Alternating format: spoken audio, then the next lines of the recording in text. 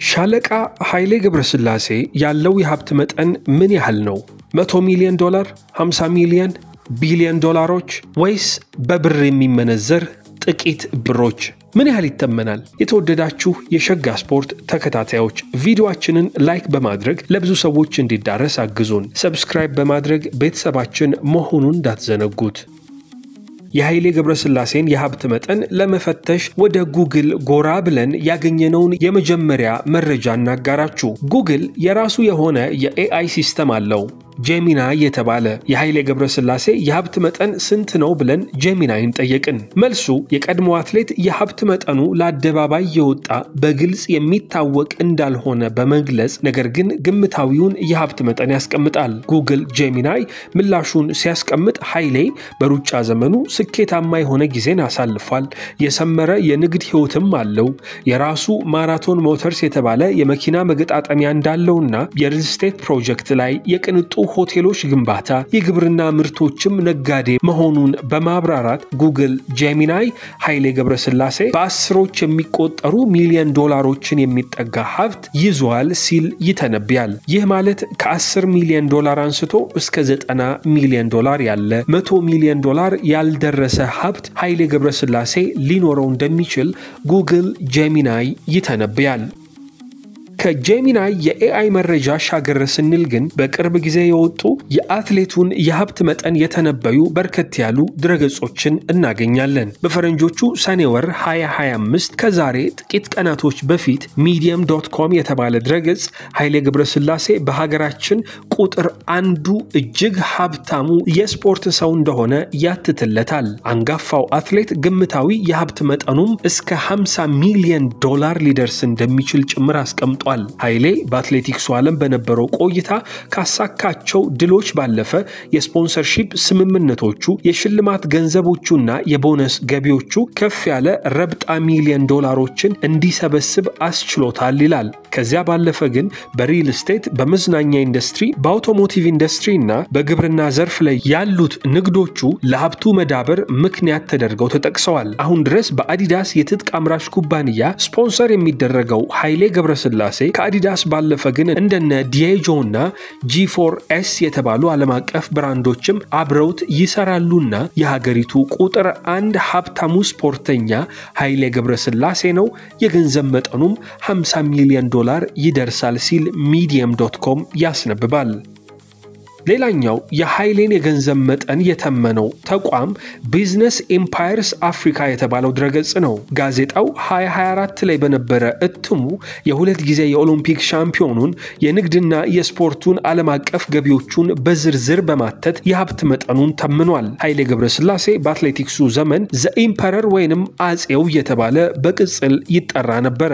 አሁን ያ አትሌት በንግዱ ዓለም ሰፋፊ ስርወ መንግስቶችን በመመስረት የንግዱ ዓለም አጼነትን ተጎናጽፏል ሲልም ነው ኃይሌን የሚገልጸው። ኃይሌ በ1990ዎቹ መጀመሪያ አካባቢ ከሩጫ ባለፈ በውድድር ያገኛቸው የነበሩትን ገንዘቦች ወደ ንግድ የመቀየር ሐሳብ ስላደረበት ባስገነባው እጅግ አነስተኛ ህንፃ በወር $200 ገደማ ያከራይ እንደነበረ ይህ ተቋም አስነብቧል። ከዚህ ወራዊ $200 በመነሳት ግን አሁን ከ4000 በላይ ሰራተኞችን በስሩ የሚያስተዳድረው ኃይሌ ገብረስላሴ በርከት ያሉ 100 ሚሊዮን ዶላሮችን አመታዊ ገቢ እንዳለው ጭምር ቢዝነስ ኢምፓየር አፍሪካ ድረገጽ ዘግቧል። ሌላኛው የኃይሌን ሀብት መጠን የተመነው ከ3 ዓመት በፊት የታተመው typicalethiopian.com ነው። ኃይሌ ገብረስላሴ የህይወት ታሪኩን፣ ስኬቶቹን፣ የቤተሰብና የግል መረጃዎቹን ይህ ድረገጽ ካስነበበ በኋላ ጥቅል የሀብት መጠኑንም አስቀምጧል። ድረገጹ እንዳስነበበው ከሆነ ከ3 ዓመት በፊት የኃይሌ ገብረስላሴ ጥቅል የሀብት መጠን 20 ሚሊዮን ዶላርን ሊሻገር እንደሚችል ይገልጻል። የዩቲዩብ ተከታታዮች ሰብስክራይብ በማድረግ ቤተሰብ መሆን እንዳትዘነጉ። ላይክ እና ሼር በማድረግ ለሌሎች እንዲዳረስም አድርጉ።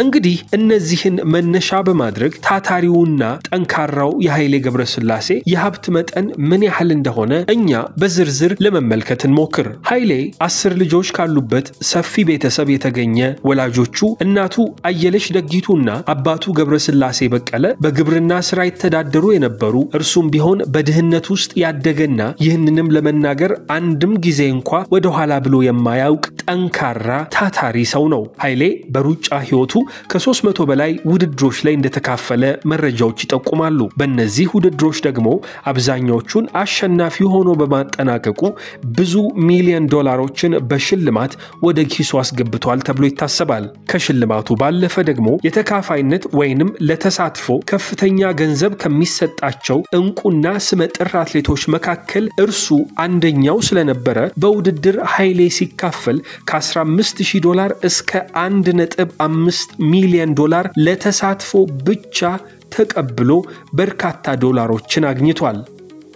በሽልማት ካገኛቸው ገንዘቦች መካከል ከፍ ያሉትን እንደው ለመጠቃቀስ ዱባይ ማራቶንን 2008 ሲያሸንፍ 1.25 ሚሊዮን ዶላር፣ በካታር የጎዳና ላይ ውድድር 2002 ላይ ሲያሸንፍ 1 ሚሊዮን ዶላር፣ 2002 ላይ በለንደን ማራቶን ሲያሸንፍ 350,000 ዶላር፣ 2007 ላይ በበርሊን ማራቶን ሲሳተፍና ሪከርድ ሲያሻሽል 400,000 ዶላር፣ 2010 ላይ በኒውዮርክ ማራቶን ስለተካፈለ 400,000 ዶላር ያገኛቸው እጅግ ከፍተኛ ገንዘብ ከተሸለመባቸው ውድድሮች መካከል የሚጠቀስ ነው። ከነዚህ ሽልማቶቹ ባለፈ ደግሞ በትልልቅ ዓለም አቀፍ ውድድሮች ባሳካቸው ድሎች ምክንያትነት ሀገሩና መንግስትም ከፍ ያለ ስጦታዎችን ለኃይሌ እንዳበረከቱለት ይታሰባል። አትሌቱ በሩጫ ዘመኑ ያሳለፈውን ረጅም ዓመታት ከግምት ውስጥ በማስገባት ኃይሌ በሩጫ ሽልማትና በተሳትፎ ገንዘብ እስከ 20 ሚሊዮን ዶላር የሚጠጋ ገንዘብ ሊያገኝ እንደሚችል መተንበይ ይቻላል። ከሽልማት ገንዘቦቹ ባለፈ ግን ኃይሌ ገብረስላሴ በትልልቅ ተቋማት ስፖንሰር ይደረግ ነበር። አሁን ድረስም ይደረጋል። ለምሳሌ አዲዳስ አሁንም የኃይሌ ስፖንሰር ነው። እንደነ ዲኤጆ፣ ZTE፣ ቶታልና ሌሎች ትልልቅ ተቋማትም ከዚህ ዝነኛ አትሌት ጋር አብረው መስራት ስለሚፈልጉ በርከት ያሉ ሚሊዮን ዶላሮችን ወደ ኪሱ ሸጎጥ አድርገውለታል። ለኃይሌ ግን በሩጫው ዓለም ካገኛቸው ገንዘቦች በበለጠ የሀብት መጠኑ ወደ ላይ እንዲተኮስ ምክንያት የሆነለት በንግዱ ዓለም ላይ የሚሰራቸው ጠንካራ ስራዎቹ ናቸው። ኃይሌ በበርካታ የቢዝነስ ስራዎች ላይ እጁን አስገብቷል። እንደው ለአብነት በሆስፒታሊቲ ዘርፍ ትልልቅ ስራዎችን እየሰራ ይገኛል። በቅርቡ መሃል አዲስ አበባ ላይ የተገነባው ኃይሌ ግራንድ ሪዞርት ሆቴል 50 ሚሊዮን ዶላር ወጪ እንደተደረገበት ይነገርለታል። ይህ ሆቴል 157 መኝታ ክፍሎች፣ 4 ሬስቶራንቶች፣ 4 ባር፣ 8 መሰብሰቢያ አዳራሽና ሌሎች ቅንጡ የሆኑ ነገሮችንም በውስጡ የያዘ ሲሆን እንዴት ያለ ከፍ ያለ መዋለ ንዋይ የፈሰሰበት እንደሆነ ኃይሌ ግራንድ ሆቴልን ገብተው ሲጎበኙ የዚያኔ መረዳት ይቻላል። በተመሳሳይ በሆስፒታል ዘርፍ ኃይሌ ሐዋሳ ላይ ያስገነባው ሆቴልና ሪዞርት፣ ከዚያ ባለፈ ያያ ቪሌጅ እና ሪዞርት፣ ኃይሌ ሪዞርት አርባ ምንጭ፣ ኃይሌ ሪዞርት ሆቴል ወላይታ ሶዶ፣ ኃይሌ ሪዞርት ሆቴል ጎንደር፣ ኃይሌ ሪዞርት አዳማና ሌሎች ትልልቅ ከተማዎች ላይ የተገነቡት ሆቴሎች በሆስፒታሊቲው ዘርፍ ከፍ ያለ ገንዘብን እያገኘ እንደሆነ ይጠቁማሉ። ሌላ ደግሞ ኃይሌ እንደነ ዓለም ሲኒማ፣ ዓለም ፊትነስ ሴንተር፣ ዓለም ብራይድ ሲቲ እና ስፓ በውበት ዘርፍ ከተሰማራባቸው ተቋማት መካከል ይጠቀሳሉ።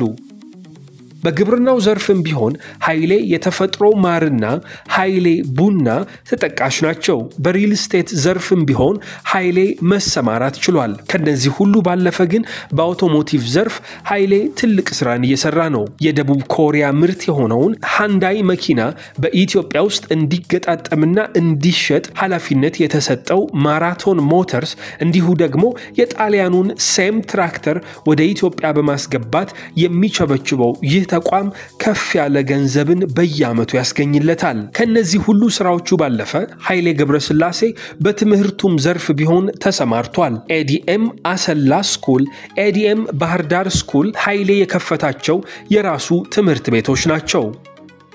እንግዲህ ኃይሌ ገብረስላሴ በንግዱ ዓለም ያልተሰማራበት ያልገባበት የንግድ ዘርፍ የለም ብሎ መናገር ይቻላል። ነገር ግን ኃይሌ በእነዚህ የንግድ ዘርፎች ከሚያፈሳቸው ከፍ ያሉ ገንዘቦች ባለፈ ለበጎ አድራጎትና ለፊላንትሮፒ ስራዎችም ከፍ ያለ መዋለ ንዋይን ወጪ ያደርጋል። ይህ ሰው እጅግ ለተጎዱና ገጠራማ በሆኑ ቦታዎች ላይ ያስገነባቸው ትምህርት ቤቶች ብዛታቸው ከፍ ያለ ነው። ለተቸገረ ማህበረሰብ ቀድሞ ይደርሳል። ከዛ ባለፈ መንግስት ለልማት ስራዎች እፈልግሃለሁና አግዘኝ ሲል ኃይሌ ሁልጊዜ እጁ ይዘረጋል። እነዚህ በጎና መልካም ምግባሮቹ ታሳቢ ውስጥ ገብተው በስሩ የሚተዳደሩት ከ4000 በላይ ሰራተኞችም ከግምት ውስጥ ሆነው ኃይሌ ገብረስላሴ ያለው የሀብት መጠን በግምት ከ150 ሚሊዮን ዶላር እስከ 500 ሚሊዮን ዶላር ሊደርስ እንደሚችል የኛ ግርድፍ ትንበያ ያስረዳል። ልብ ይበሉ፣ ይህ ግምታዊ ትንበያ እንጂ ኃይሌ ገብረስላሴ ራሱ ይፋ ያደረገው የሀብት መጠን ስለሌለ በእርግጠኝነት ያስቀመጥነው አይደለም።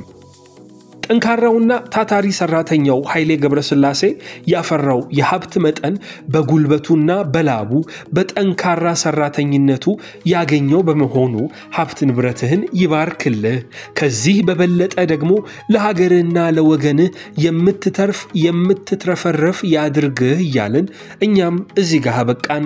ሰላም። የዩቲዩብ ተከታታዮች ሰብስክራይብ በማድረግ ቤተሰብ መሆን እንዳትዘነጉ፣ ላይክ እና ሼር በማድረግ ለሌሎች እንዲዳረስም አድርጉ።